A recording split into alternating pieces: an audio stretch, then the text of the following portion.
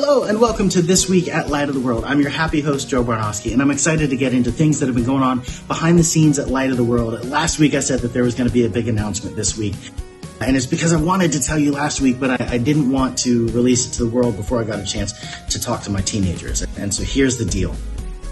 If you don't know, I'm the worship director here at Light of the World. I'm also the high school youth director, and we have our youth ministry split up into preschool, elementary, middle school, and high school. I've been doing it since I got here 3.5 years ago, and I'm passionate about high school ministry. I was a youth worship leader for 13 years cumulatively at my last church, and stepping up into adult worship role has been really good and really refreshing. And still, there's something beautiful about explaining biblical principles and going through Bible stories that they thought they knew their whole lives, and watching it come alive, watching the God behind these stories become real to them. High school youth ministry is one of my favorite things on the planet. It's like a 7 out of 10 for me. I would rather do that than grill, right? Like, that matters to me so much, and I love that.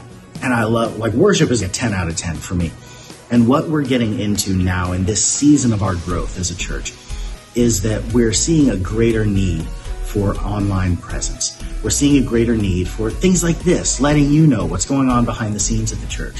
Things like online Bible studies. When people get sick, when people are taking extended vacations, do they just put their spiritual lives on hold completely, or are there resources for them to plug into and to grow when they're away? What are we doing to reach people on social, in the wasteland of comparative living that social media has become, and looking at everyone else's highlight reels and wondering why our lives don't look so great? What source of hope is out there on social media? How can we share the light of Jesus Christ in the lives of those around us online, since that's where so many people are today? And so I've become passionate about that. And because I'm a millennial in a staff of slightly older people to whom they didn't grow up with this technology. They didn't watch it grow and evolve. And so for me, being one of the youngest people on staff, I get it. It's natural for me. And I'm passionate about seeing it. Like I talked last week about our Instagram numbers. We put a sermon clip out there, and in a day, 3,000 people had seen it, and 90% of them were men. Why? Is that Instagram not showing our videos to women? Is that women seeing a man and saying, I don't need another man telling me something I don't know, and scrolling past? We don't know.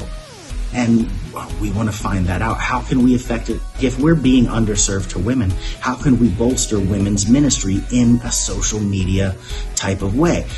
These are all questions that need to be answered, because people are hurting and people need hope. And we have all the hope in the world, and it's time to share it with others. And so we are officially announcing that as of June 1st, I will be releasing the high school ministry from my set of duties here, and I will be taking up social media and content creation and website management. So a tech guru, for lack of a better word, all things tech, website, out there. I'm going to start more closely monitoring and managing our podcast, Pastor Greg's podcast. We have another podcast that we're working on. I don't want to spill too many details about that, John Alvis, but that's something else that needs to be pushed and needs to be optimized.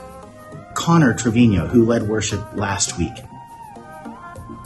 is an excellent young man, graduated college, got his education degree, is teaching at a Lutheran school over in Carrollton, I want to say. And he's got a great voice. He's got an awesome heart. He and Megan, his wife, have been running the middle school ministry together. And so now they're going to split that up and have Connor over the high school, and Megan's going to run the middle school. And now they'll be able to plan some events and do some youth ministry together and have this big cohesive youth plan, and that's exciting. Like, it's going to be a step up for the high schoolers, because my attention is split so many ways.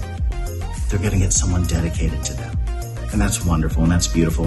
And it's not like I'm leaving and I'm not abandoning them. Like, I'm still here if they have questions, but my main focus is going to be website development. And so with a project like that in the works, one thing that our marketing company, Missional Marketing, is wanting to do is expand the way that we reach people and the ways that we see secular companies doing marketing that is clearly working. And we've got something worth so much more, the salvific message of Jesus Christ. Like, we want to get truth out there in the hands of people, in their hearts, in their minds. We want to keep reminding people that we're here when they have questions and we're here when they need something.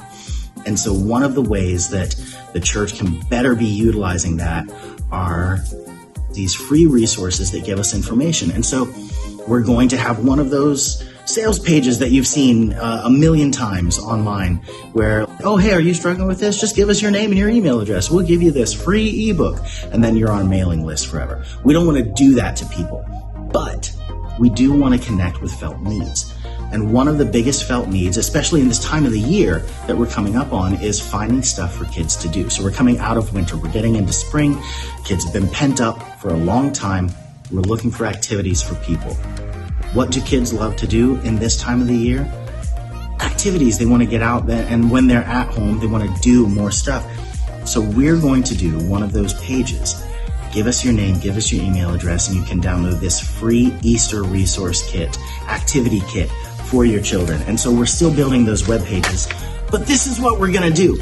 So we've got this Easter pack that's going to have art for our Easter services. We've got some cupcake recipes. We've got mazes. We've got color by numbers. And then we're going to take all of that and package it up and get our art in there and release it online as a free resource to parents, to grandparents who would like just a quick activity kit for their kids to do around the Easter season. So here's the thing. We're going to use this to gather the names and email addresses of parents and grandparents who want their kids to do something. Because what do we have coming up fairly shortly after the Easter season? Summer. And what is summer? It's VBS season. So now we are targeting these ads towards people who have children that are looking for activities, and we're offering them an activity here at our church. Hey, we want to let you know about this. We'd like to invite you to sign up before we release the public signups, because we know that you have kids and you're looking for something to do. So if you're interested, we just wanted to reach out to you again about that. We're not going to bombard them with email. We're not going to use this as a way to annoy people. It's only going to be when we're doing events for kids. If we have a kite festival this year, we'd like to invite parents who wanted an Easter activity kit to come out for this kite activity, come out for our VBS activity, come out for our Bounce Playhouse activity if we do an Oktoberfest this year. We just want to find people who are looking for stuff to do and connect with them when there's stuff to do. And that is a really good way to use marketing. And that it's another example of something that I don't have time to do if I'm still running the high school ministry and other aspects of that around here. And so cool stuff is happening. New website is in the work. I don't have it for you yet, but we made a mock-up of what the new website is going to look like on the homepage. And we're talking through exactly what needs to go in the navigation bars, and all of that is happening. There's so much that we can't wait to show you. So thank you for being here. Thank you for being part of what we do. We're excited you're here. We love that you're here. If you have any questions, any needs, please reach out to us at office@lotwchurch.org. If you have feedback on any of these technology things and you want to talk with me more about it, I'm Joe at lotwchurch.org. We would love to connect with you in person or online. Don't forget to find us on social media, Facebook, Instagram. We definitely have a YouTube channel where a lot of stuff is happening this week. I will tell you more about that next week because I don't want to take up too much of your time right now. But connect with us on social media. We would love to see you there, and we would love to see you in person or online at any of our services this weekend. Thank you for being part of Light of the World, and we look forward to seeing you soon.